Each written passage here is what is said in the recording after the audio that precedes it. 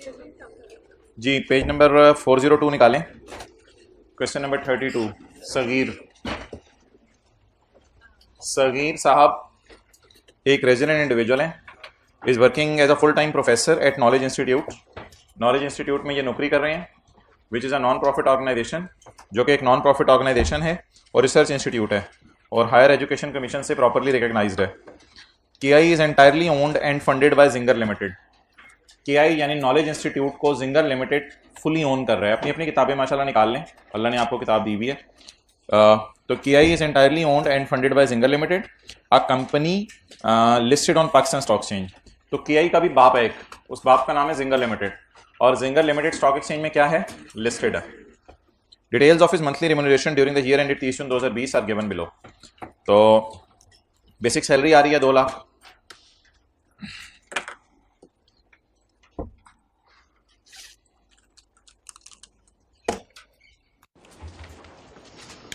Working one, income from salary. अपने register से शुरू करेंगे, साथ वाले के रजिस्टर से, साथ वाले के रजिस्टर से, पहले सफे से दूसरे सफे थे, दूसरे सफे से, इधर भी मोंगी मारनी थी कोई। अच्छा, बेसिक सैलरी 2 लाख जरा 12, कितना आ रहा है आजकल, 24 लाख रुपया। अब बबलू साल की कहाँ है, मंथली मंथली मंथली टाइम पे आया करें हम रोजाना लेट। अच्छा जी, आप आगे मुझे जरा बताएं। वो और तू सलाम ले ले पहले, या क्लास के बाहर खड़े हो जाया करें सबसे सलाम लेने के लिए पहले। इन कॉलेज के बाहर गेट पे खड़े हो जाए, इशारे पे खड़े हो जाया करें। और बताएं इन एडिशन टू बाप, एक ही तो शौक पूरा, कोई क्लास शुरू हो गई है। अच्छा जी, बेसिक सैलरी 2 लाख रुपए आ गई। मेडिकल अलाउंस, मोहतरम मेडिकल अलाउंस को आपने आइसोलेशन में नहीं देखना। क्या मतलब, अकेला नहीं देखना, उदास हो जाएगा। मेडिकल अलाउंस को आपने अकेला नहीं देखना, अलाउंस को आपने हॉस्पिटलाइजेशन के साथ मिला के देखना है। अलाउंस को हॉस्पिटलाइजेशन के साथ मिला के देखना है और फिर डिसीजन लेना है आपने। ओके,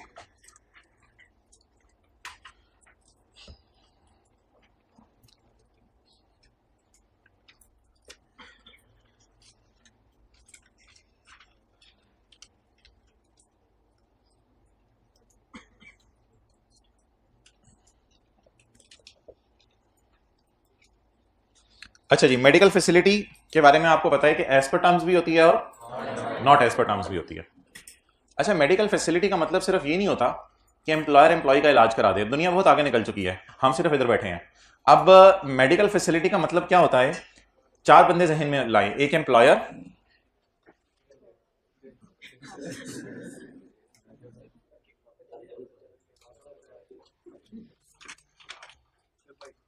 वो देखें हजरात कितने रोशन हो गए, मेहरबानी। अच्छा, 4 बंदे जहन में लाएं, बंदे ना ये। अच्छा, एम्प्लॉयर, एम्प्लॉई, इंश्योरेंस कंपनी और हॉस्पिटल। होगा ये कि एम्प्लॉयर एम्प्लॉय को कहेगा भाईजान मैं आपकी इंश्योरेंस करवा देता हूं। एम्प्लॉयर एम्प्लॉय को कहेगा मैं आपकी क्या करवा देता हूं, इंश्योरेंस करवा देता हूं। No what will happen, employer हर साल इंश्योरेंस कंपनी को कोई पैसे देगा। मिसाल के तौर पे एम्प्लॉयर इंश्योरेंस कंपनी को 30,000 रुपए देता है। इस सवाल का डेटा नहीं ले रहा, अपनी तरफ से ज्यूम कर रहा हूं। इसे कहेंगे इंश्योरेंस प्रीमियम। ये कौन किसको पे कर रहा है, एम्प्लॉयर एम्प्लॉय को पे कर रहा है, सॉरी एम्प्लॉयर इंश्योरेंस कंपनी को पे कर रहा है कि इंश्योरेंस कंपनी मैं आपको हर महीने 30,000 दे देता हूं, मेरे एम्प्लॉय का इलाज आपने करवाना है।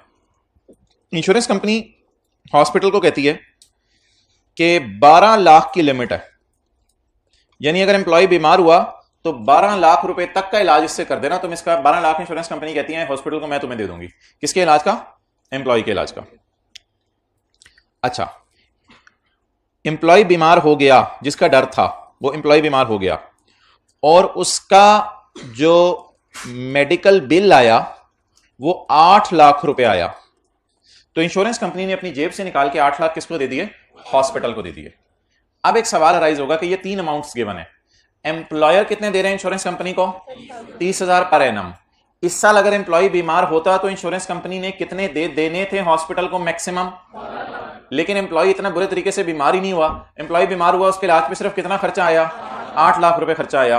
अब 8 लाख रुपए खर्चा आया तो मोहतरम 8 लाख रुपए इंश्योरेंस कंपनी ने हॉस्पिटल को दे दिए। अच्छा, ये सवाल मेरे से ना पूछिएगा कि इंश्योरेंस कंपनी को डीओजी ने काटा है कि इंश्योरेंस कंपनी जो है वो 30,000 एम्प्लॉयर से लेके 8 लाख रुपए का इलाज करा के, फोन बंद कर, 30,000 रुपए इंश्योरेंस कंपनी एम्प्लॉयर से लेके 8 लाख रुपए का इलाज करवा के दे रही है। असल में इंश्योरेंस कंपनी का काम ही ये होता है। इंश्योरेंस कंपनी ने 30,000 सिर्फ इस एम्प्लॉयर से नहीं लिए होते, किसी और एम्प्लॉयर से भी लिए होते हैं, किसी और से भी लिए होते हैं, किसी और से भी लिए होते हैं, कई लोगों से लिए होते हैं इंश्योरेंस कंपनी ने 30,000। और इंश्योरेंस कंपनी एक रिस्की बिजनेस होता है। अगर सारे एम्प्लॉयज कभी बीमार हो जाए तो इंश्योरेंस कंपनी तो डूब जाती है, उसके पास कहां से पैसे आने। इंश्योरेंस कंपनी, जिसे आप कहते हैं इंश्योरेंस कंपनी बैठ गई, तो इंश्योरेंस कंपनी डूब जाती है अगर सारे एम्प्लॉयज बीमार हो जाए। लेकिन ऐसा नहीं होता, कभी कोई एम्प्लॉय बीमार होता है, किसी साल कोई एम्प्लॉय बीमार होता है। तो हमारी बिला से कि इंश्योरेंस कंपनी 8 लाख रुपए जहां मर्जी चलाए, हमें उससे कंसर्न नहीं। अच्छा, बहरहाल मेरा सवाल यह है कि इंश्योरेंस कंपनी ने इलाज की मद में कितना खर्चा किया? 8 लाख। और मैक्सिमम कितना कर सकती थी? 12 लाख। ये हाइब्रिड वाले के टाइम पे आ जाए तो सारी क्लास डिस्टर्ब ना हो। और मैं रुक रहा हूं, जरा इनके बैठने का इंतजार कर रहा हूं।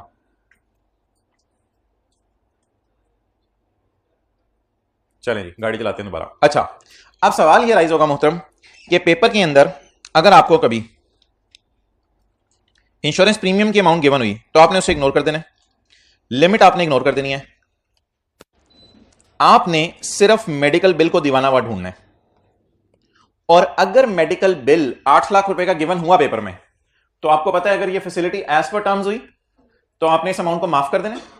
और अगर ये facility not as per terms हुई तो आपने इस 8 लाख को टैक्सेबल कर देना है। तो 30,000 और 12 लाख अगर पेपर में गिवन हुआ तो ये आपने हमेशा इग्नोर करना है। इस बात की कोई एक्सेप्शन नहीं है, आपने हमेशा इग्नोर करना है। बल्कि आपने क्या दीवानावार ढूंढना है कि एम्प्लॉय का इलाज कितने का हुआ, जितने का एम्प्लॉय का इलाज हुआ वो सैलरी में ऐड करेंगे या नहीं करेंगे। वो डिपेंड करता है कि ये एज पर टर्म्स है या नॉट एज पर टर्म्स है। नोट कर लें। तो इसका मतलब ये सैलरी के चैप्टर में कहीं जाके नोट कर लें। इसका मतलब ये नहीं है कि एम्प्लॉयर एम्प्लॉय का इलाज खुद करवाए, एम्प्लॉयर एम्प्लॉय का इलाज इंश्योरेंस कंपनी के जरिए भी करवा सकता है।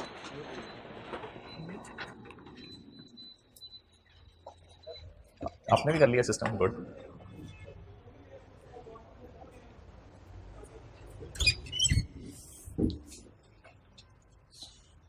वो भी आज फिर छुट्टी पे आपका दोस्त अब्दुल रहमान, यार उसका नंबर ले लो उसको।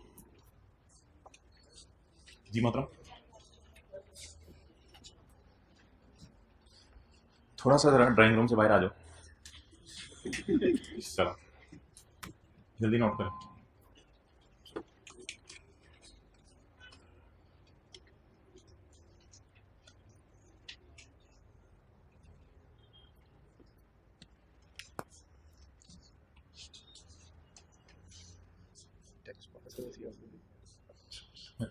उस दिन आ जाओ फिजिकल में। अल्लाह का शुक्र। कौन से पेपर दे रहे हो? 4 ज़्यादा नहीं आ जाएंगे? 8 कहाँ से पढ़ा? खुद दे रहे हो पेपर? खुद दे रहे हो इस बार? तो क्लास ले लो, मेरे से मिलो इस क्लास के बाद।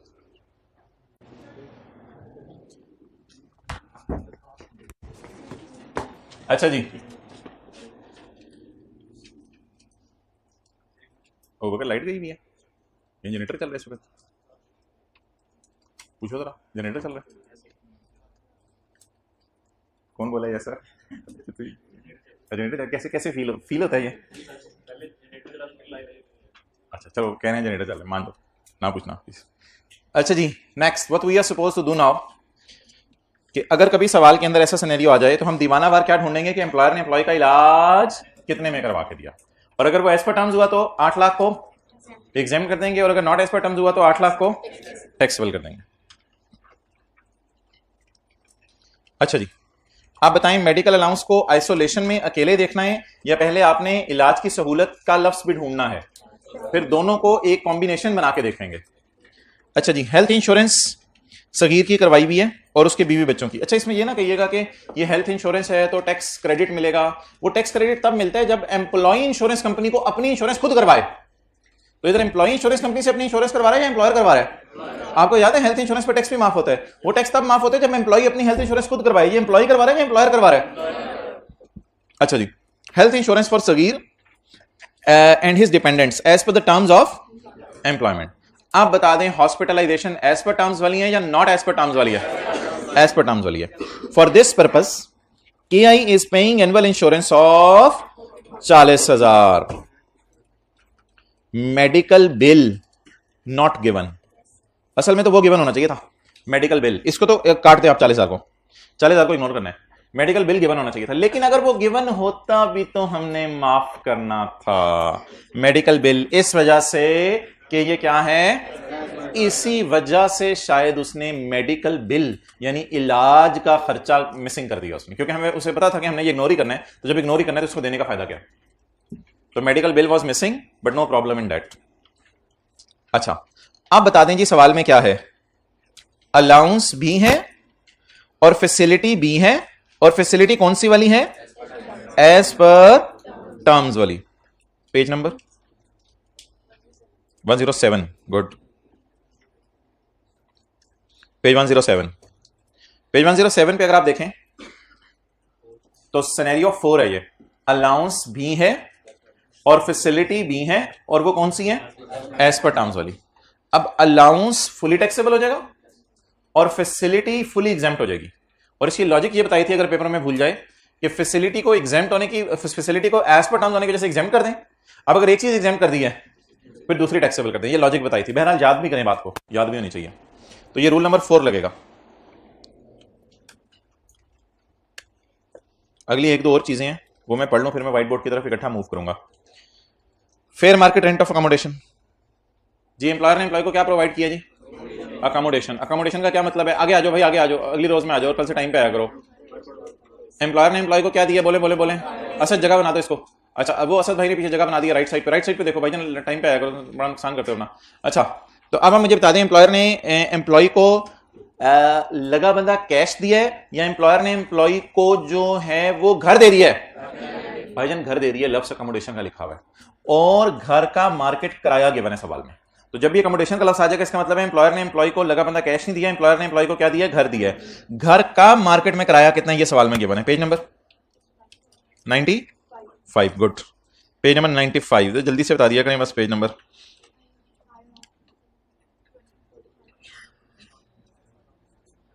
Page number 95। इधर हमने ये पढ़ा था कि if amount that would have been paid by employer is not given in exam, then we will compare 45% of basic salary with fair market rent. तो amount that would have been paid given होनी चाहिए थी, वो given नहीं है, इसलिए मजबूरी की हालत में हम फेयर मार्केट रेंट से कंपेयर कर रहे हैं। करें जी कंपेयर फेयर मार्केट रेंट से, और वो कर लेंगे। तो higher of 45% of basic salary और फेयर मार्केट रेंट। अच्छा जी, अगला पॉइंट, प्रोविडेंट फंड कंट्रीब्यूशन है 15,000 per month to recognise provident fund, an equal amount was contributed by Sagheer to the fund. तो ये फुल स्टॉप के बाद एम्प्लॉय कंट्रीब्यूशन है, और फुल स्टॉप से पहले एम्प्लॉयर कंट्रीब्यूशन है।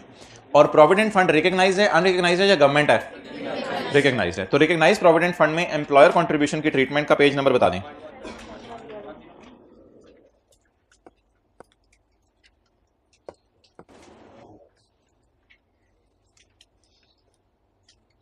$111,109।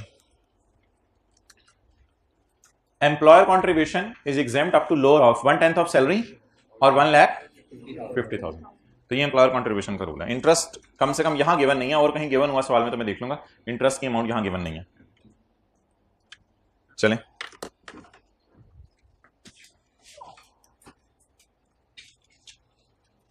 जी मेडिकल अलाउंस कितने भाई, 20,000। क्योंकि फैसिलिटी, कोई फिक्रा बोलें, क्योंकि फैसिलिटी एज पर टर्म्स है, वो एज पर टर्म्स होने की वजह से माफ हो जाएगी। जब वो माफ हो जाएगी तो फिर अलाउंस को तो टैक्सेबल करना पड़ेगा। कितना अलाउंस है, 20,000 मल्टीप्लाइड बाय 12, 240,000। अब जो अगला टेस्ट आएगा आपका, उसमें तो नहीं शिकवा होगा कि हमें न्यूमेरिकल करा दिया होता तो हमारा सही हो जाता।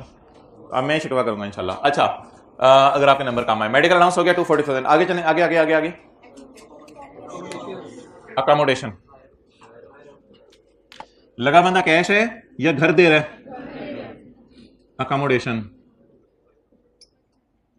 Higher of.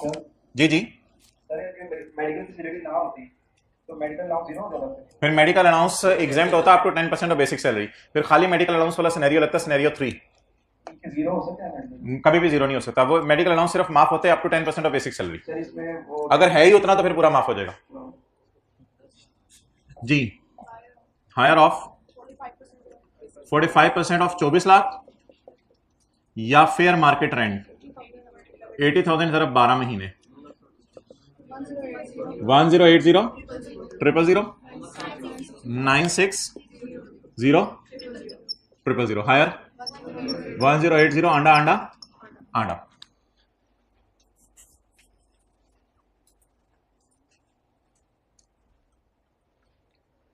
ओके चलें जी आगे पढ़ें।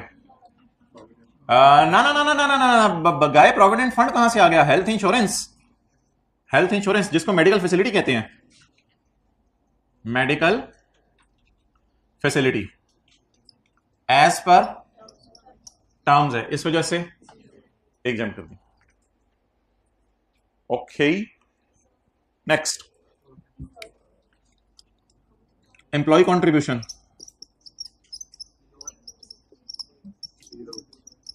एम्प्लॉय कंट्रीब्यूशन को तो लिफ्ट नहीं कराते। Employer contribution, Ahmed black marker कोई मोटा सा गाढ़ा सा अगर आ जाए ना तो मैं आपको आने से पहले ही दुआएं दूंगा। एम्प्लॉयर कंट्रीब्यूशन, एम्प्लॉयर कंट्रीब्यूशन पहले पता चलाना पड़ेगा एम्प्लॉयर कंट्रीब्यूशन है कितना, फिर उसमें से देखना पड़ेगा एग्जाम में कितना है।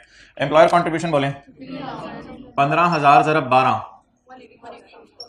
1,80,000 इस साल एम्प्लॉयर ने बास्केट में डाला, उसमें से माफ कितना होगा? Higher of lower of? Lower of. What and 1/10 of basic salary and dearness allowance. I wish there would have been a dearness allowance, but there is no dearness allowance. So as a last resort, I am only taking 1/10 of basic salary because I have some मजबूरियां लगी हुई with me. तो dearness allowance given नहीं था, मैं ये कह रहा था असल। तो 1/10 of basic salary या 1,50,000 which ever is। छोटू मोटू छोटू, छोटू क्या है? 1.5 लाख। छोटू को बाहर ले जाएं, छोटू को बाहर ले जाएं, कुछ के बड़े बाहर गए हुए हैं, इसके छोटू को बाहर ले जाएं। 150 हो गया, 180 माइनस 150 30,000।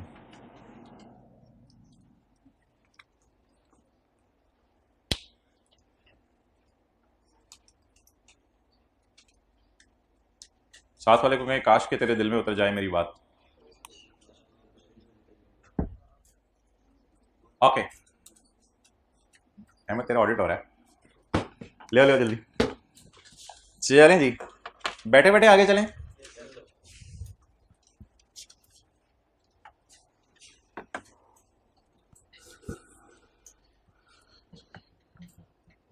यार ये तारें जो है ना टेप लगवा के इनको जरा को फिक्स करा दो कहीं, ठीक है।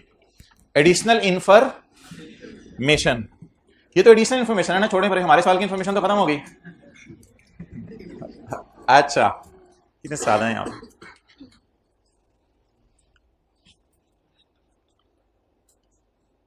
देखें साथ साथ पढ़ने का आपको कितना फायदा हो रहा है, साथ साथ सारी बातें याद आ जाती है जब हो रही हैं। अच्छा हाँ ये बात पढ़ी थी ऐसे हो गई, ये बात पढ़ी थी ऐसे हो, बहुत बहुत जबरदस्त बात है ये तो। ऑन 1 जुलाई 2019, अच्छा कुछ लोग अभी नोट करें, कैमरा उधर कर दें, बस बहुत होगी, वापस ले आए। ऑन 1 जुलाई 2019, यार आपकी वजह से उधर गया था, आप अभी तक उधर देख रहे हो ब्लू शर्ट, आ जाए इधर। On 1 July 2019 Sagheer was granted an option, उसे एक ऑप्शन दी गई है to acquire 10,000 shares in Zedal. Zedal हमारे बाप कंपनी में तूने शेयर खरीदने हैं, जिंगर लिमिटेड जो कि स्टॉक एक्सचेंज में लिस्टेड है, तो जिंगर लिमिटेड के तू शेयर खरीद ले। Granted an option to acquire 10,000 shares at a price of 105 per share. उसे एक ऑप्शन दी गई है कि तू 10,000 शेयर खरीद ले 105 के एतबार से। ये 105 क्या है? कॉस्ट ऑफ राइट है या कॉस्ट ऑफ शेयर है? मोबाइल इस्तेमाल और इधर टेंटिव रहे, कॉस्ट ऑफ राइट है कॉस्ट ऑफ शेयर है? भाईजान ये बड़े खूबसूरत फिक्रा लिखा हुआ है, ये कॉस्ट ऑफ शेयर्स है। He was granted an option to acquire shares at 105. To acquire shares at 105. So what will be the cost of share when shares will be bought? 105. Under an employee share scheme. Sagir bought the option. Sagir ने कहा ऐसी option मैं pre registration करवाऊंगा, मैं तो ऐसी option नहीं छोड़ता। Sagir bought the right या bought the option on the same date 1 जुलाई 19। 1 जुलाई 19 को सगीर ने ये ऑप्शन बाय कर ली बाय पेइंग रुपीज 1,75,000। ये क्या है? Cost of right. ये क्या है? Cost of right. उसने एक नॉलेज इंस्टीट्यूट को पैसे दिए 1,75,000 when the fair value of the option was, जिस वक्त ऑप्शन की फेयर वैल्यू कितनी थी? 2 लाख रुपए थी। आपको क्या कहा था? ऑप्शन की फेयर वैल्यू को क्या करना है? इग्नोर करना है। वजह सुन लें, 1,75,000 में ऑप्शन खरीदी, खरीद के 2 लाख में बेच दी, या 2 लाख किसकी कीमत हो गई है बाजार में? अगर आप 1,75,000 में खरीद कर 2 लाख की बेच देते तो फिर A माइनस बी करके सैलरी के अंदर गेन ऑन राइट आता, लेकिन अभी बेचा है या बेच सकते हैं। तो भाईजान ऑप्शन की फेयर वैल्यू को नहीं देखना कभी। ओके, यकम जुलाई 19 को क्या हुआ है? Bought right, he exercise the right, यही exercise the option on 30 September 19, और 3 महीने बाद उसने क्या कर दिया? राइट जमा करवा के कंपनी का मालिक बन गया और फिर कंपनी ने शेयर इश्यू कर दिए। ही परचेज शेयर्स या कंपनी इशूड शेयर्स ऑन 30 सितंबर 2019। जिस दिन शेयर बाजार में कितने का था? 130 रुपए का, लेकिन इसने कितने रुपए का खरीदा? 105 रुपए का। As per the scheme he was, ये तो रिस्ट्रिक्शन वाले शेयर्स हैं, 31 दिसंबर 19 तक ये शेयर बेच नहीं सकता, तो अक्टूबर नवंबर दिसंबर ये शेयर्स कहां होंगे? जेब में छुपा के रखे होंगे। अक्टूबर नवंबर दिसंबर ये शेयर्स जेब में छुपा के रखे होंगे, और 31 दिसंबर 19 को या 1 जनवरी 20 की सुबह शेयर्स को दिखाएगा। तो 31 दिसंबर 19 को रिस्ट्रिक्शन रिलीज होगी। जिस दिन रिस्ट्रिक्शन रिलीज हुई उस वक्त शेयर बाजार में कितने के? 142 का। इसलिए जिस दिन शेयर मिले थे उस दिन के फेयर वैल्यू इग्नोर करेंगे, because nothing will be added in the salary until the restriction is, and when the restriction is release तो फिर उसकी फेयर वैल्यू सैलरी में जाती है। तो 31 दिसंबर 19 को आप सैलरी के अंदर इसका गेन डालेंगे 142 के एतबार से, और इन द एंड उसने उसमें से आधे शेयर बेच दिए। आधे शेयर। इस सवाल की आपने प्रैक्टिस करनी है। आज आपका होमवर्क है चैप्टर 7 क्वेश्चन नंबर 8 पास पेपर का। छोटा सा सवाल है 4-5 लाइनों का, किस तरह की एक और एडजस्टमेंट है उसकी आपने घर में जरा जाके आज रिवीजन करनी है। तो ये आपका होमवर्क है 5-7 मिनट वाला। आज चैप्टर 7 में क्वेश्चन 8 कर लीजिएगा। पेज नंबर कौन से?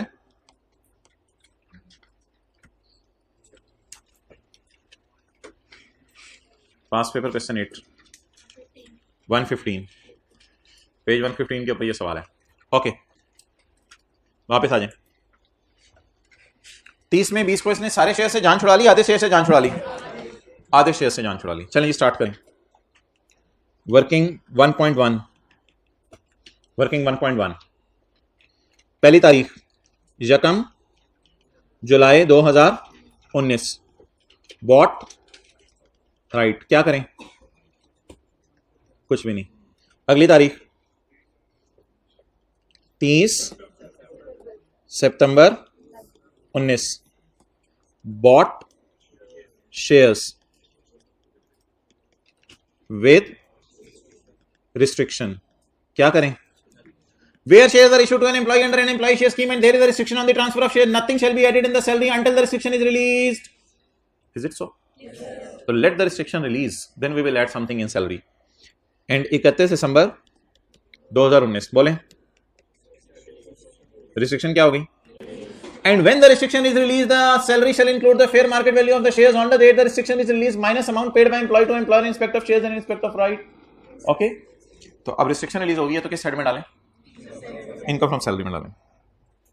तो इसको मैं अंडरलाइन कर लेता हूं और हेडिंग देता हूं इनकम फ्रॉम सैलरी। जी, fair market value, quantity shares की 10,000। 31 दिसंबर 19 की फेयर वैल्यू भी गिवन है, जाके देखें, और 30 सितंबर 19 की फेयर वैल्यू भी गिवन है। मुझे बताएं 30 सितंबर 19 की फेयर वैल्यू क्या है? 130। और इस दिन की फेयर वैल्यू कौन सी उठाऊं, कौन सी गिराऊं? 130। तो what is the fair value of the shares? What is the answer? 1420000 less cost of shares. Quantity खोया 105, 1050000 लेस कॉस्ट ऑफ राइट। जी, 1,75,000, 2 लाख को इग्नोर करें, 2 लाख तो उसकी वैल्यू है, 195,000। इधर लाओ कैमरा। रिस्ट्रिक्शन रिलीज्ड, वर्किंग 1.1 कितना? 195,000। पहले ऐसा करो, कैमरा इधर ले, ये नोट कर लें पहले।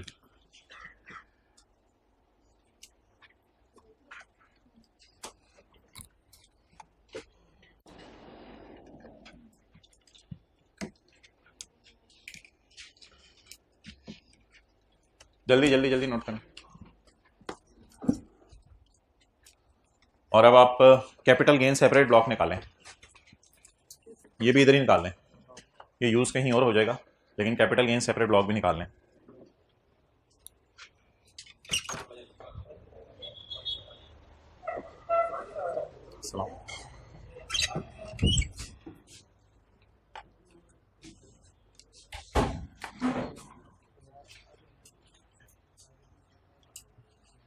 लेट आओ ना तो जंप करके उधर आके बैठ जाया करो, इस तरह ना बैठा करो, ये टेक्निकल फॉल्ट होगी।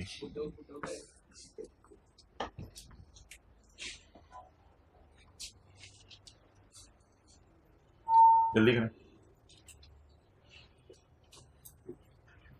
इधर अगली डेट कौन सी डालेंगे? सेल किया, और वो कैलकुलेट कर लें।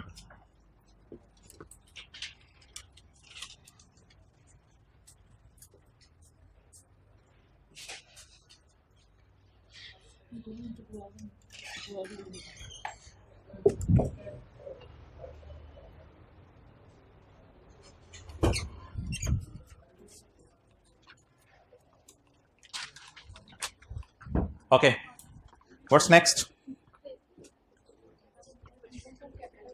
पहले सैलरी में ले जाओ ये गेन, इधर ले आओ यार, रिस्ट्रिक्शन रिलीज होगी तो 1,95,000 सैलरी में डाल दें। चलें जी आगे, आगे डेट बोलें। हाँ जी बोलें। 30 मई 2020। क्या क्या लिखूं? Sold shares, excellent. पहले इवेंट का नाम बताया करें, सोल्ड शेयर्स। अगला क्या लिखूं? ना ना ना ना ना, फेयर मार्केट वैल्यू नहीं लिखना। Income from capital gain, income from capital gain. Zinger क्या है? Separate block. KFC है, हाँ दो भी। जिंगर सेपरेट ब्लॉक है। Income from capital gain separate block. Consideration minus cost is sum of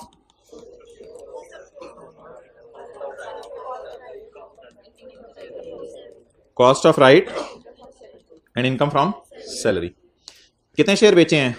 O 5,000 बेचे हैं। जरा कितने रुपए का?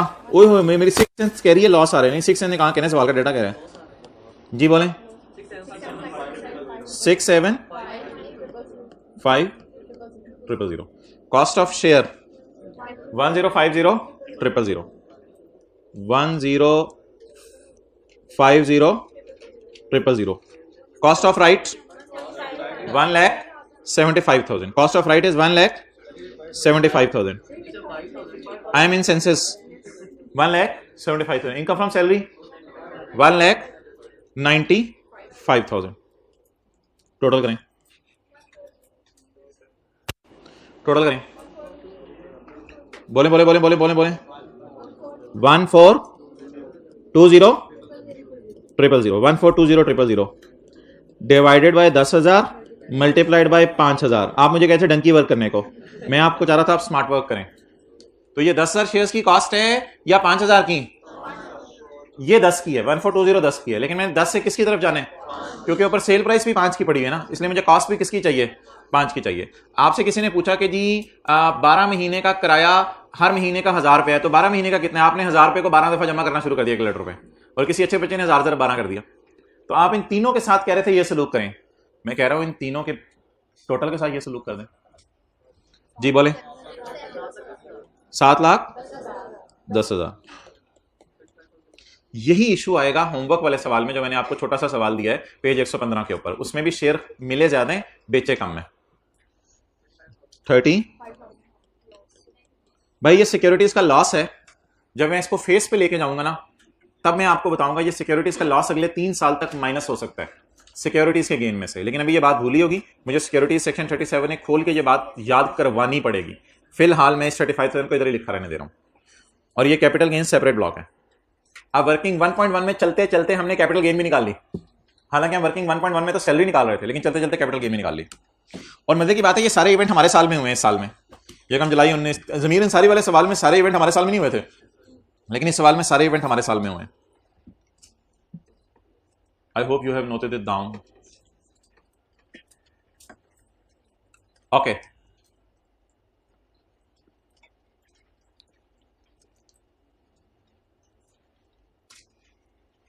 अहमद ये सेटिंग ना करवाया करो क्लास के बाद, असल में पहले बैठे वाले डिस्टर्ब होते हैं, इसमें लेट आने वालों का कसूर है, वो टाइम पे नहीं आए। ओके चलें जी, it's over now, come to point number 2।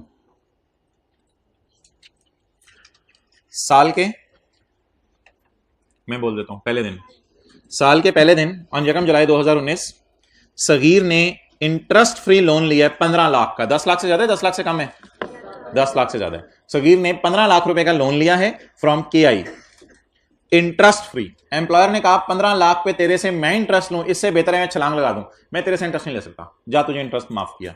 Employer सखी बना और एम्प्लॉयर ने कहा इस लोन पर मैं तेरे से इंटरेस्ट लूं, मुझे तो इंटरेस्ट लेते शर्म आता, तो इसलिए मैं तुझे ये इंटरेस्ट माफ करता। तो एम्प्लॉयर ने एम्प्लॉय को इंटरेस्ट माफ कर दिया। फॉर विच, और इस अच्छे सलूक पर एम्प्लॉय आगे बढ़ा। एम्प्लॉयर ने कहा, एम्प्लॉय ने कहा अगर तू सखी है तो मैं तेरा बाप। For which he agreed, employee भी मान गया टू वेव, जब मैं भी तुझे माफ करता हूं। एम्प्लॉयर ने कहा तू मुझे क्या माफ करता है? एम्प्लॉयर ने कहा हाँ हाँ, तेरे प्रोविडेंट फंड के पैसे मेरे पास पड़े हुए हैं, तो उस पर जो इंटरेस्ट मैंने तुझे देना था वो तू माफ करने लगा है। कहते हैं हाँ मैं ये बोल रहा हूं, सुन तो ले। For which he agreed, he से मुराद Sagheer. For which Sagheer agreed to माफ, सगीर ने कहा मैं भी तुझे माफ करता, तू बड़ा माफ कर रहा है, मैं भी तुझे माफ करता हूं। इंटरेस्ट जो मैंने तेरे से लेना है on my provident fund balance. इसीलिए शायद जब वो एडजस्टमेंट पिछली वाली दे रहा था तो हमें इंटरेस्ट नहीं दिया था उसने यहां पे प्रोविडेंट फंड वाले डाटे में, क्योंकि इंटरेस्ट एम्प्लॉय ले ही नहीं रहा। तो एम्प्लॉय ने कहा मैं तुझे क्या माफ करता? इंटरेस्ट माफ करता। अब एम्प्लॉय ने भी सखीपन का इजहार किया है और बोले interest provided on fund balance for the year was 8%, और फंड बैलेंस के ऊपर इंटरेस्ट कितने? 8%। यानी एम्प्लॉयर अगर एम्प्लॉय को प्रोविडेंट फंड पे इंटरेस्ट देता तो कितना देता? 8%। और वैसे बेंचमार्क रेट कितने?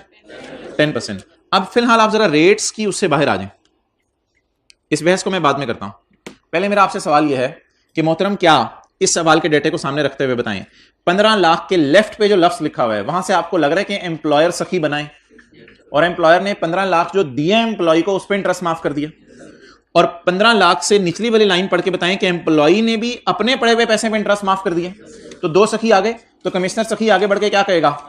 अभी 8 और 10 को मत पढ़ें। कमिश्नर सखी आगे बढ़ के क्या कहेगा? मैं भी तुम्हें टैक्स क्या करता हूं? माफ करता हूं। तो पेपर में 3 तरह से एडजस्टमेंट आ सकती है, पेपर में 3 तरह से एडजस्टमेंट आ सकती है। एक, employer provided loan to employee. Loan अगर 10 लाख तक है तो फिर तो सैलरी में आपने कुछ ऐड नहीं करना। सबर सबर, हौसला हौसला, ये डायग्राम क्लास में मैंने कभी नहीं बनाई। अच्छा, employer provided loan to employee, अगर लोन 10 लाख से ज्यादा है और इंटरेस्ट फ्री लोन दे दिया एम्प्लॉयर ने एम्प्लॉय को, तो फिर ऐसी सूरत में भाईजान सैलरी के अंदर 10% ऐड होगा, 10% ऐड होगा, क्योंकि एम्प्लॉयर ने एम्प्लॉय को इंटरेस्ट फ्री लोन दिया। लेकिन अगर सवाल में कहते हैं इंटरेस्ट फ्री लोन दिया एम्प्लॉयर ने एम्प्लॉय को, और एक और लाइन डाल दे सवाल में कि employee also waive the interest on his provident fund balance with employer, employee अपने प्रोविडेंट फंड पे भी उसे इंटरेस्ट माफ करने लगे। खुदा ना खास्ता अगर इस लाइन के साथ ये लाइन आ जाए तो ये एम्प्लॉयर पहला सखी, एम्प्लॉय दूसरा सखी, तो तीसरा सखी आपने पैदा करना है, डेट इज कमिश्नर। तो कमिश्नर को भी आप सखी बना दें, तो इनकम फ्रॉम सैलरी में आप कितना ऐड करें? हालांकि लोन 10 लाख से ज्यादा है फिर भी आप इनकम फ्रॉम सैलरी में कुछ ऐड ना करें। मुझे बता दें हमारे सवाल में कौन सा सिनेरियो आ जाए? पहला, दूसरा, तीसरा? तीसरा सिनेरियो नोट करें।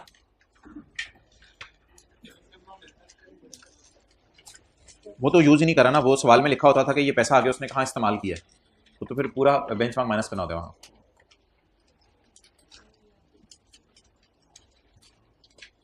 वहां डायग्राम बनाई थी वो थोड़ी डिफरेंट थी, आज जरा ज्यादा तफसील से बात की है।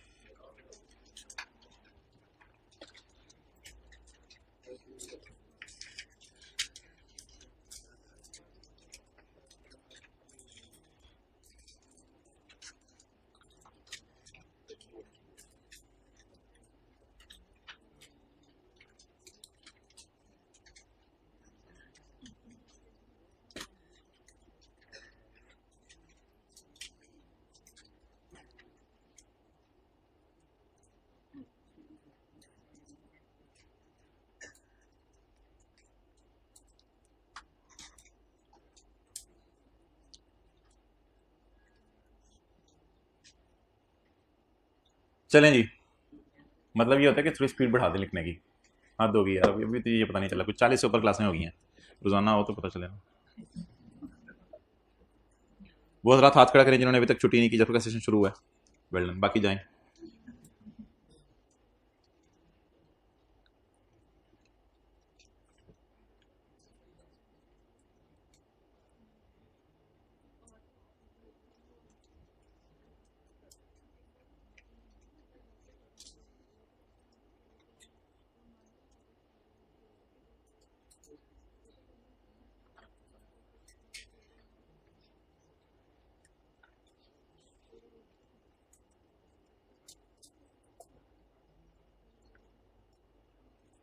चलें जी, दूसरी दफा चलें जी का मतलब होता है बात सुनो। तो एम्प्लॉयर ने एम्प्लॉय को लोन दिया हुआ है या इंटरेस्ट फ्री, आगे एम्प्लॉय ने भी कुछ बेनिफिट दिया है? एम्प्लॉय ने भी कुछ बेनिफिट दिया।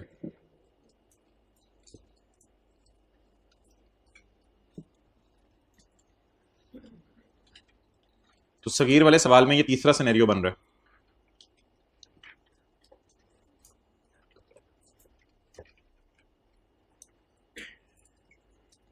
अच्छा यार, अब इसमें ना ऐसे नहीं सोचना आपने कि एम्प्लॉयर 10% माफ कर रहा है, एम्प्लॉय 8% माफ कर रहा है, तो कोई 2%, इन चक्रों में पड़ना नहीं। बस माफ है तो माफ है, छोड़े परे, फिर इन परसेंटेजेस से बाहर निकल आए, बस सखावत शो करें। और एम्प्लॉयर अगर माफ कर दे इंटरेस्ट, बदले में एम्प्लॉय भी इंटरेस्ट माफ कर दे, बच्चों करके सैलरी में कुछ ऐड ना करें। इन चक्रों में ना पेपर में पड़ जाइएगा एम्प्लॉयर ने तो 10% इंटरेस्ट माफ किया, तो एम्प्लॉय ने तो 8% इंटरेस्ट माफ किया है, तो किसको कितना फायदा, किसको कितनी बचत। इस सिनेरियो में ऐसा कुछ सोचना नहीं है। ये सिनेरियो अपने अंदर ही एक रूल लिए हुए है जिसमें सारी सैलरी माफ होगी। चलें जी, अब ये अजीब सा पॉइंट जो हमने पहली दफा न्यूमेरिकल में देखा, इसको जरा पोस्ट करते हैं यहां।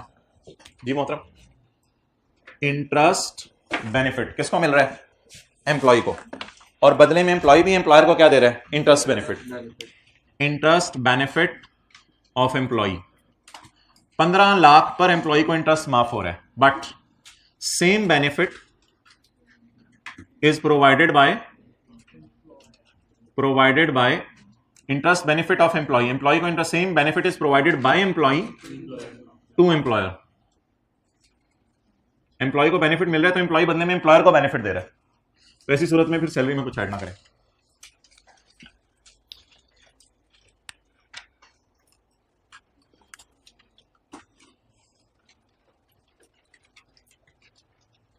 $15 लाख पर एम्प्लॉयर ने इंटरेस्ट माफ किया है, ये बेनिफिट किसको मिला है?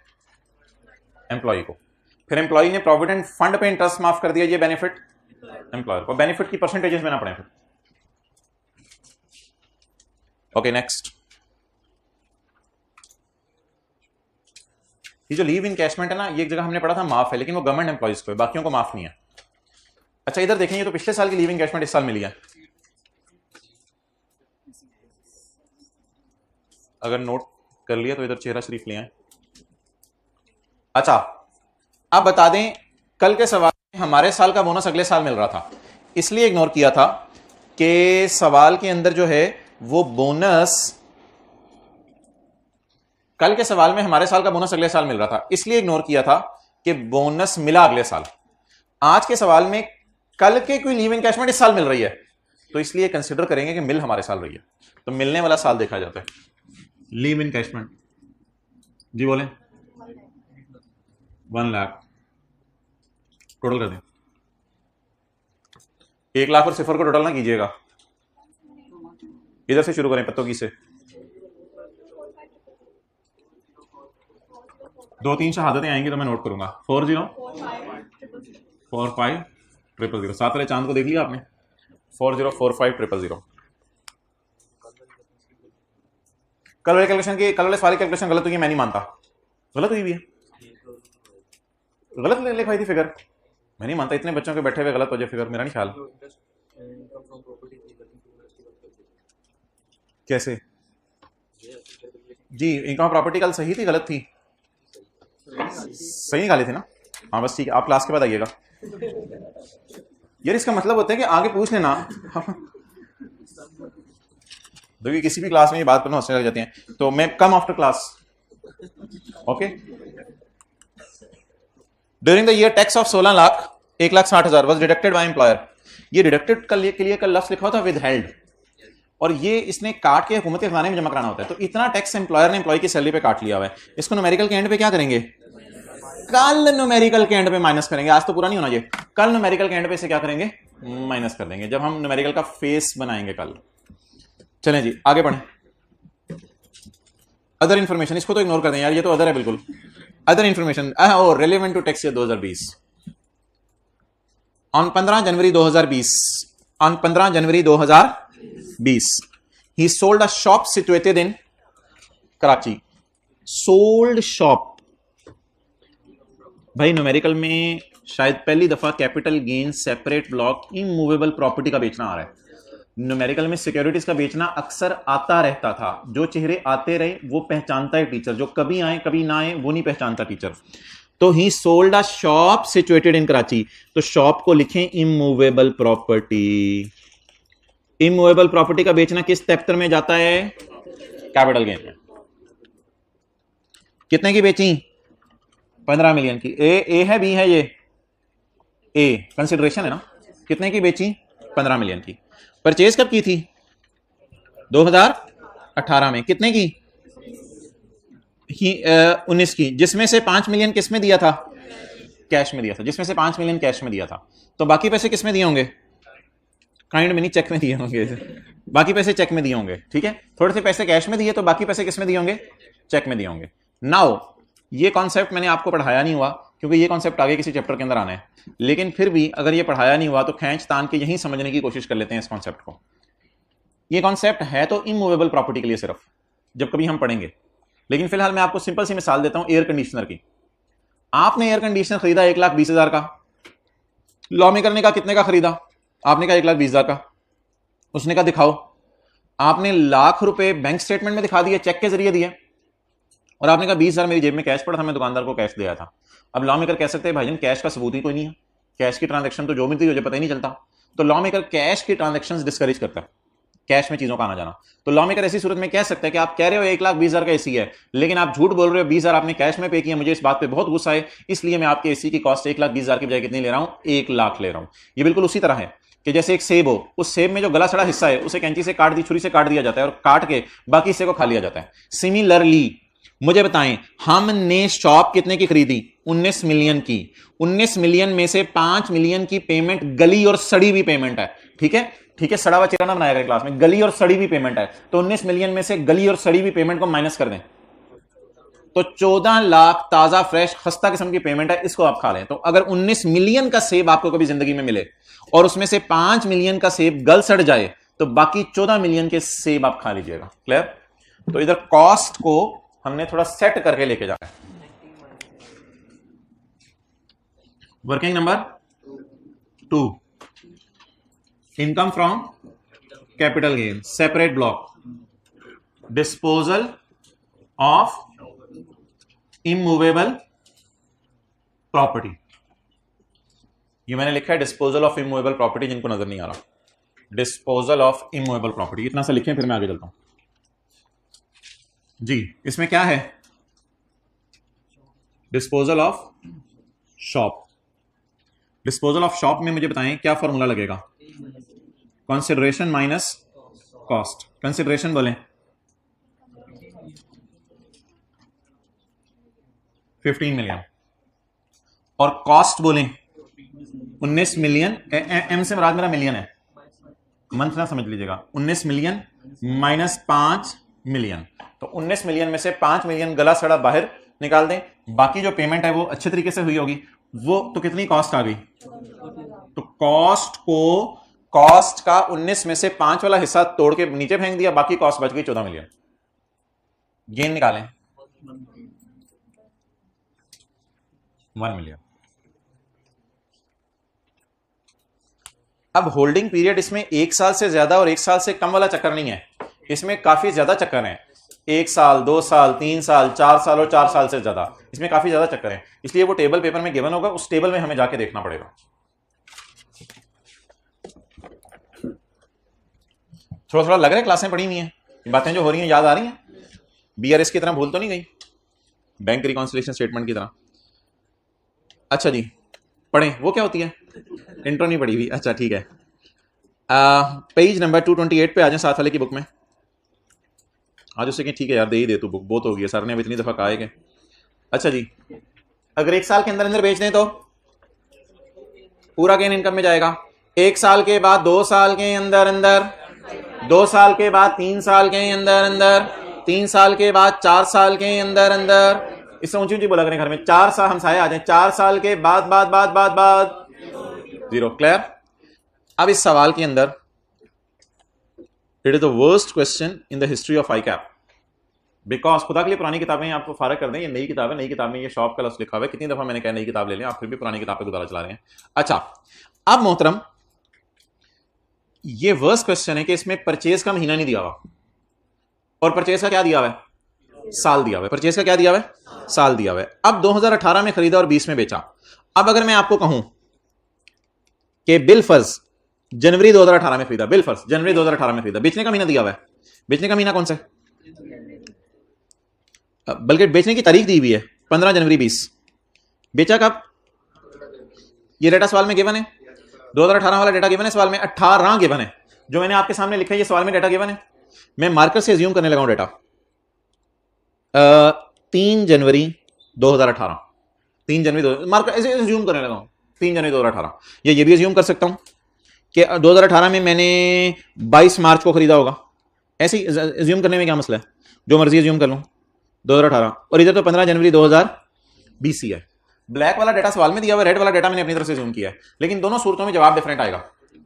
अगर मैं 3 जनवरी अज्यूम करूं मैंने खरीदा है, तो फिर ये 2 साल से ज्यादा का अरसा बनेगा। 3 जनवरी 18, 3 जनवरी 19, 3 जनवरी 20, और 3 जनवरी 20 के बाद भी आगे 13-14 दिन ऐड हुए हैं तकरीबन, तो ये 15 जनवरी, ये तो फिर होल्डिंग पीरियड 2 साल से ज्यादा बन गया।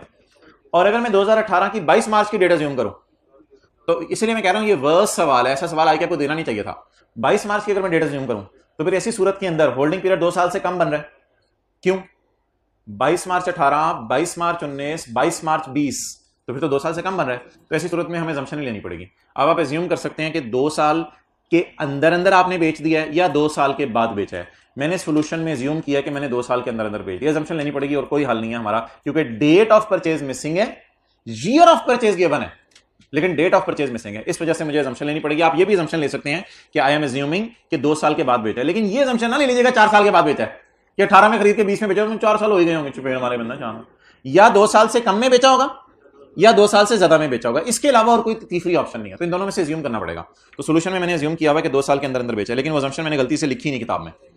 तो अच्छा चलिए, तो assuming कि I have sold it in 2 years, तो अगर 2 साल के अंदर अंदर बेच दिया तो फिर कितने % लगा दें? 75%। जवाब क्या आ जाएगा? ऐसे कर देते ना जरा खुला खुला करके, इंटू 3/4, जवाब क्या आ गया? आउटर कॉलम में 750,000। नीचे छोटा सा एज्यूम कर लें, एज्यूमिंग, इधर ना एक लाइन में कुछ और लिखना है मैंने, वो जगह छोड़ रहा हूं। Assuming shop sold in 2 years। In 2 years का मतलब है 1 साल के बाद और 2 साल के अंदर अंदर। Assuming shop is sold in 2 years। Okay, अब नहीं मेरा ख्याल ऐसा सवाल आएगा। ओके, जब वो क्वेश्चन पेपर बनाने वाले से क्वेश्चन में ऐसी गलती हो जाती है, जब सोल्यूशन बनने लगता है तो पता चलता है ये गलती हो गई थी, फिर वो दोनों वालों को सही कर देता है। आगे चलें। अच्छा यार, ये ना थोड़ी सी गलती हो गई थी मेरे से सवाल बनाने में। ये असल में कोई ICAP ने कुछ चेंज की थी उसमें लॉ में, FBR ने, जिसकी वजह से ये सवाल बदला था, उसमें थोड़ी गलती हो गई। ये 25 दिसंबर 20 को ये प्लॉट बिका है। 25 दिसंबर 20 तो बनता ही अगला साल है, 25 दिसंबर 20 तो बनता ही अगला साल है, तो इसने सवाल बेहतर कर लें, इसको 25 दिसंबर ना 19 कर लें। सवाल बनाने में समझ लें गलती हो गई है, 25 दिसंबर 19। चलें या पढ़ लें। ऑन 25 दिसंबर 2019, 25 दिसंबर 2019 को ही sold a plot. Sold a plot को लिखें इमूवेबल प्रॉपर्टी। इमूवेबल प्रॉपर्टी का किराए पे देना प्रॉपर्टी में जाता है, लेकिन बेचना कैपिटल गेन सेपरेट ब्लॉक में जाता है। तो ही sold immovable property on 25 December 19। He sold immovable property. अच्छा हाँ सर, हम भी पेपर में ऐसा कर लेंगे अगर दिल चाह 20 को चपेट में। On 25 December 19 he sold a residential plot situated in Faisalabad. कभी कराची, कभी फैसलाबाद, कभी दर बदर, कभी उनके दर, पता नहीं क्या कर रहे हैं ये। On 25 December 2019 he sold a residential plot in Faisalabad for ₹18 million. ये कंसिडरेशन है, कॉस्ट है consideration. The plot was inherited from his अब्बू इन 2014। प्लॉट किससे मिला था? अब्बू से मिला था। Fair market value of the plot at the time of मिलना वाज 7 मिलियन। अच्छा, एम्प्लॉय शेयर स्कीम में जैसे होता है ना, एक मिनट, एम्प्लॉय शेयर स्कीम में जैसे होता है कि शेयर्स का एम्प्लॉयर से मिलना सैलरी में जाता है और बिकना कैपिटल गेन में, तो मैंने गिफ्ट में भी बताया था मिलना अदर सोर्स में जाता है और बिकना कैपिटल गेन में। लेकिन मिलना अदर सोर्स में इसलिए नहीं जाएगा कि रिलेटिव से मिला है, याद आ रहा है? गिफ्ट अगर रिलेटिव से मिले तो अदर सोर्स में नहीं जाता, तो रिलेटिव से मिला गिफ्ट इसलिए अदर सोर्स में नहीं जाएगा। तो मिलने की डिस्कशन वैसे मुझे वैसे ही नहीं करनी चाहिए थी, क्योंकि मिल 2014 में रहा है, वो तो बिक हमारे साल में रहा है ना, तो मिलने की डिस्कशन तो मुझे करनी नहीं चाहिए आपसे। मिलना कहां जाता है? गिफ्ट मिलना अदर सोर्स में, लेकिन सिर्फ कब? तो ये तो रिलेटिव से मिलने अदर सोर्स में जाना ही नहीं, और अगर नॉन रिलेटिव से मिला होता तो भी 2014 में अदर सोर्स में जाता। हम तो कहां किस साल में खड़े हैं? तो इसलिए मिलने की डिस्कशन करें या बिछड़ने की डिस्कशन करें? बिछड़ने की, यानी बिकने की डिस्कशन करें। तो मिलने को लिफ्ट ना कराएं, फिलहाल बिकने को लिफ्ट कराएं। अच्छा, बिका माना कि हमारे साल, लेकिन 14, 15, 16, 17, 18, 19 ये तो ग्रेटर देन 4 ईयर है, तो इसलिए इसके गेन भी निकालने की जरूरत नहीं है, क्योंकि holding period is greater than 4 year, इसलिए गेन कितना इनकम में ऐड होगा? 0 ऐड होगा। पेज नंबर 228 है ये किताब का। डन। तो होल्डिंग पीरियड 2 साल है, 3 साल है या 4 साल से ज्यादा है, तो फिर गेन को कितना इनकम में ऐड करें? 0। डिस्पोजल ऑफ प्लॉट ब्रैकेट में holding period greater than 4 years, तो कितना इनकम में ऐड करें? 0। चलें जी, सवाल मेरा मुकम्मल हुआ वर्किंग 2 के एतबार से। 7.5 लाख जमा 0, कैलकुलेटर में ना कीजिएगा। 7.5 लाख। ये सवाल कितने लोगों ने घर में किया था? जिन्होंने सवाल किया था लेकिन शर्म से हाथ खड़ा नहीं किया वो जरा हाथ खड़ा करें। जिन्होंने सवाल नहीं किया वो हाथ खड़ा करें। जिन्होंने 3 दफा हाथ खड़ा नहीं किया वो जरा हाथ खड़ा करें।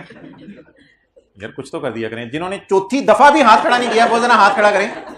क्या होता है हाथ खड़ा करने से? डर लगते हैं? अच्छा, मुझे ये बताएं कि कितने लोगों से ये सवाल आधा हो गया था? यानी यार ये अगर आधा आपसे सवाल हो रहा है ना तो ये बहुत ज्यादा है। यानी नहीं, मैं सीरियसली बता रहा हूं, क्योंकि आधा तो आईकैप उस बंदे से ये सवाल एक्सपेक्ट करता है जिसने अगस्त के अंदर सारी रिवीजन की हो और फिर जाके सितंबर में पेपर देने आए। आईकैप उससे एक्सपेक्ट करता है कम से कम आधा सवाल कर लो। अगर आपका आधा सवाल अभी हो रहा है ना तो कमाल है। अच्छा, और अगली बात इसमें भाईजान याद रखिएगा, बच्चे ये देखते हैं क्या नहीं आ रहा मुझे, भाईजान ये देखा करें क्या आ रहा है। अगर आईकैप आपको नंबर बता दे तो आप ये नहीं कहेंगे 20 नहीं आए, आप कहेंगे अल्लाह का शुक्र है 80 आ गए मेरे। तो अगर आईकैप आपको नंबर बताए तो इसलिए ये मत देखा करें क्या नहीं आ रहा, ये देखा करें क्या आ रहा है। जो नहीं आ रहा उसके लिए इंशाल्लाह अगले दिन डिस्कशन हो जाएगी। ठीक है, ऊपर हाथ रख लो। अच्छा चलें जी, अगली एडजस्टमेंट पढ़ें।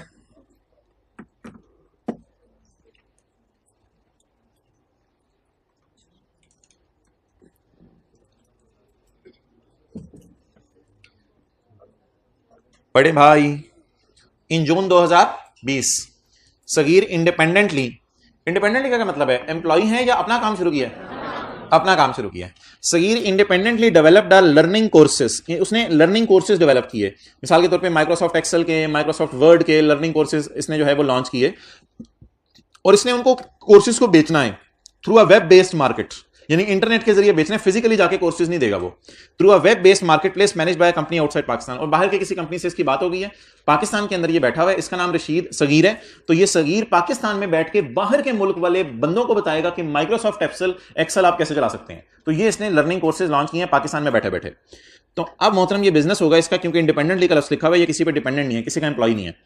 On 25 June 2020 he received, earn नहीं लिखा हुआ, रिसीव वाला कॉन्सेप्ट कल भी किया था। He received 4260 into his dollar account. इसका मतलब है फॉरेन इनकम कमा रहा है या पाकिस्तान सोर्स इनकम कमा रहा है? Foreign. 4260 into his dollar account from sale of these courses. इस इनकम पर बाहर के मुल्क में फॉरेन टैक्स कटा था 8%। ये जो रिसीट है, इस रिसीट तक पहुंचते पहुंचते कितना परसेंट टैक्स कट चुका है? इसका मतलब है ये रिसीट 92% है। ये रिसीट क्या है? क्या ये रिसीव है या अर्न्ड है? रिसीव्ड है। Okay, working number 3। Working number 3, income from business, लेकिन कौन सी? फॉरेन सोर्स या Pakistan source? Foreign source. On minus tax कटा और रिसीव।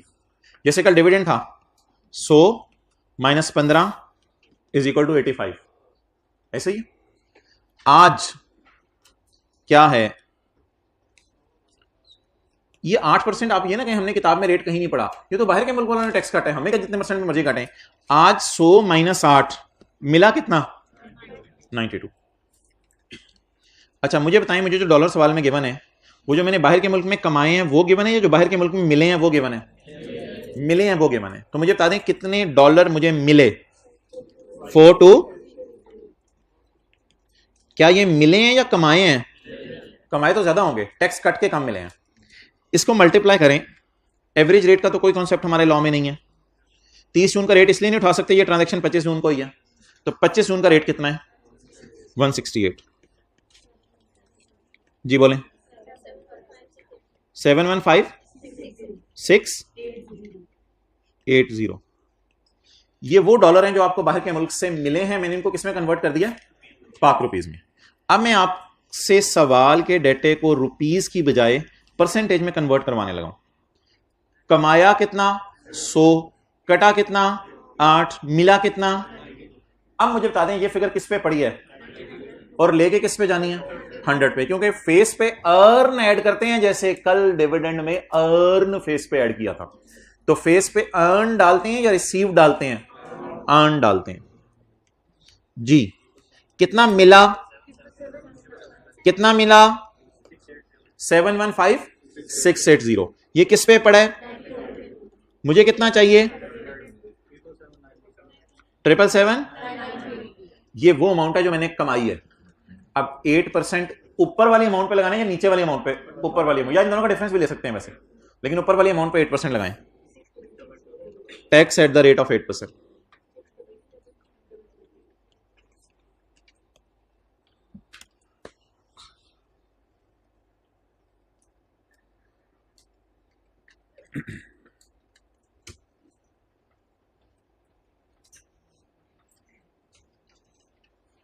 अच्छा किसी को याद है कल हमने रिसीव्ड वाली डिविडेंड की फिगर को यूज करके अर्न निकाला था और रिसीव्ड वाली को फिर लिफ्ट नहीं कराई थी? तो याद रखिएगा ये जो रिसीव्ड वाली फिगर होती है ना, ये सिर्फ अर्न निकालने में हेल्प करती है और फिर गायब हो जाती है, फिर इसको सवाल में कहीं नहीं लेके जाना होता। तो रिसीव्ड वाली फिगर टिश्यू पेपर की तरह है, आपने इसको इस्तेमाल करना है और इस्तेमाल करके डस्टबिन में फेंक देना है। इसको डस्टबिन में फेंक देना इस्तेमाल करके। रिसीव्ड अर्न्ड निकालने में हेल्प कर देता है, इससे ज्यादा और कोई काम नहीं है इसका।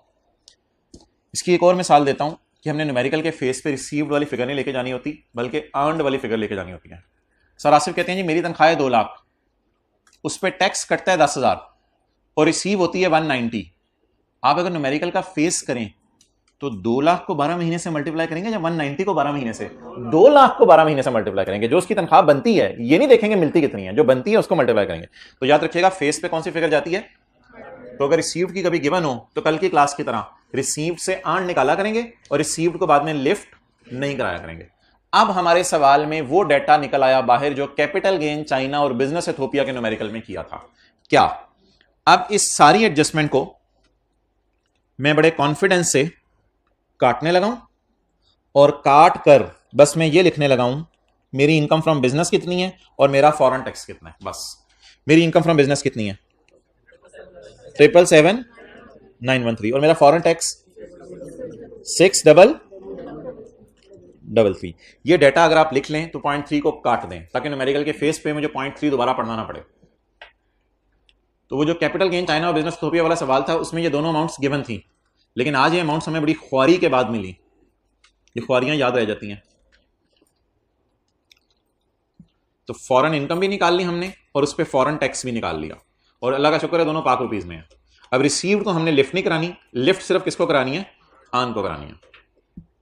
आगे उसकी ज़कात पेड गिवन है। चलें ये न्यूमेरिकल का face.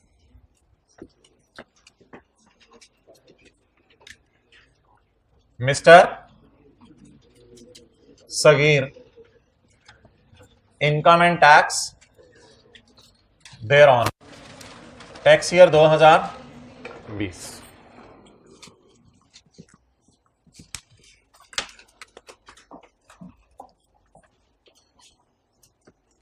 Ji income from salary working 1 4045 000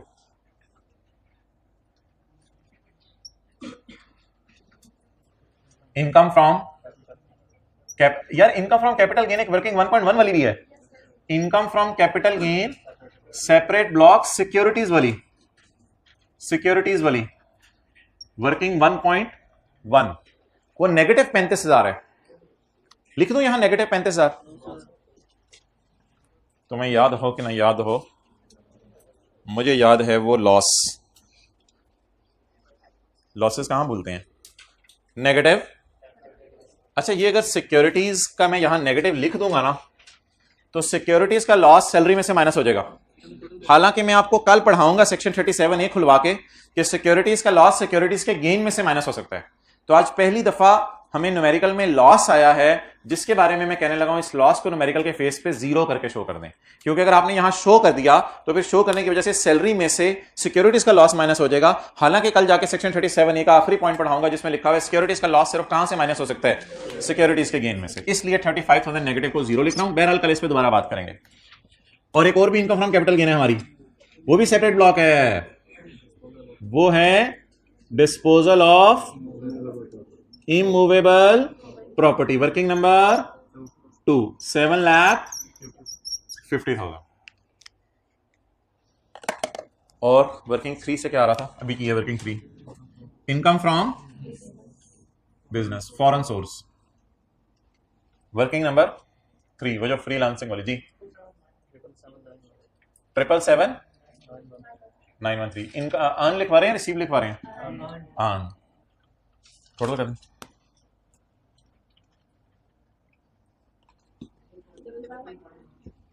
55,72 total income minus ज़कात। No no no no no, are you mad? भाईजान पहले टोटल इनकम से टोटल इनकम की तरफ जाएंगे, फिर टोटल इनकम से टैक्सेबल इनकम की तरफ जाएंगे। भाईजान मुझे टोटल से डायरेक्ट टैक्सेबल की तरफ लेके जा रहे हैं, मैंने पहले टोटल की तरफ जाना है। तो आप बता दें सैलरी पे तो टेबल 1 और 2 ही लगता है, इन दोनों के ऊपर सेपरेट रेट है, इस पे कोई सेपरेट रेट नहीं है। ये बिजनेस इनकम है भाईजान, इस पे बाहर के मुल्क वालों ने 8% लगा दिया है, वो उनकी मर्जी। ये हमारी नॉर्मल इनकम है।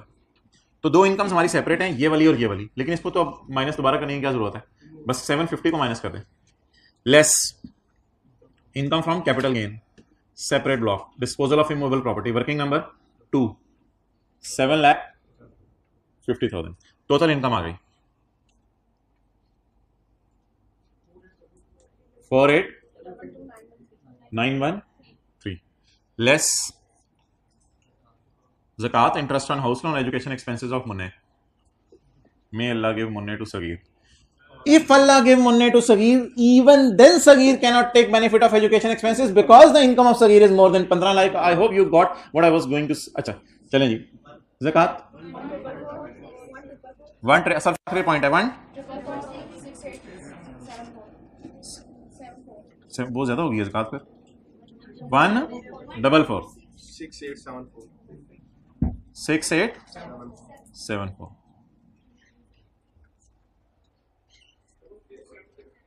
जी बोलें, बैठ गए अब्दुल्ला। Taxable income 33,039। अच्छा ऐसा भाई मुनासिब नहीं है, शर्मिंदा करने के लिए आप कह सकते हैं किसी को, लेकिन ऐसा ना कहा करें कि भाईजान कल तुम आए नहीं थे, बारिश हुई आप निकल आए हो। अच्छा तो इस सबको समझाने की जरूरत नहीं होती, जिसको समझ नहीं लगी वो उसको भारी लगी दुनिया की, उसको ना करें आप। टैक्सेबल इनकम बोले बोले बोले, ये कल ना आने वालों से कहना है। अच्छा टैक्सेबल इनकम 33,76,039, जिसको समझ नहीं लगी वो टैक्सेबल इनकम पे टैक्स निकाले, छोड़े इन बातों को जी। इसका कितने % लेना है? 75% लेना है। क्या आया? तो सैलरी कम तो टेबल 1, तो सैलरी ज्यादा तो टेबल 2। चलें जी, टैक्स निकाल दें मुझे इसका, आगे फिर इंशाल्लाह इस न्यूमेरिकल को कल रिज्यूम करेंगे।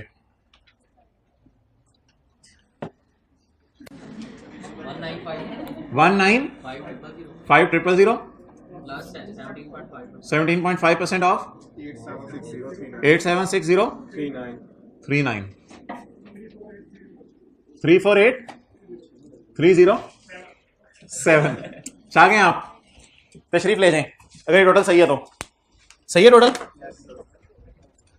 यार ये घड़ी अच्छा सही है चलें ओके अल्लाह हाफिज।